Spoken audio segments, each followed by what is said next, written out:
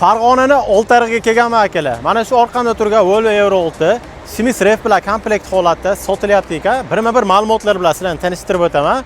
Ungacha niyat qilib qo'yganlar xuddi shunaqasida videoga like tugmasini qizartirib qo'ysanglar xursand bo'lamiz.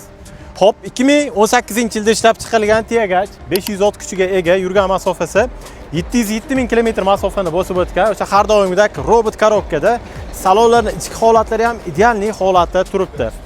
Balonlarning hammasini 90% holatda hisoblasangiz bo'laveradi.